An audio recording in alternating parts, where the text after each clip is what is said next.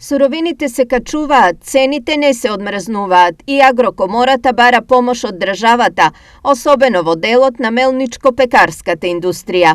Состојбата со пченицата и со брашното е многу турбулентна. Минатогодишните цени беа 170 евра за тон пченица и 220 евра за тон брашно. Оваа година се 300 евра за тон пченица и 350 евра за тон брашно. Односно, апроксимативно, пченицата е поскапена за 30%, а брашното за 20%.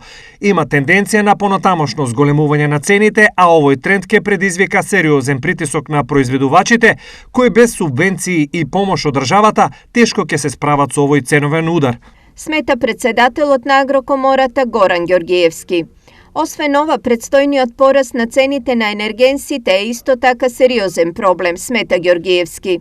Единствено можно решение се субвенции кои ќе овозможат да се надминат овие тешки времиња. Нашето барање е државата да овозможи цената на електричната енергија да се субвенционира до реалната производна цена што се произведува во државните капацитети или до цената што веќе ја имаат регулираните потрошувачи во рамките на енергетскиот систем.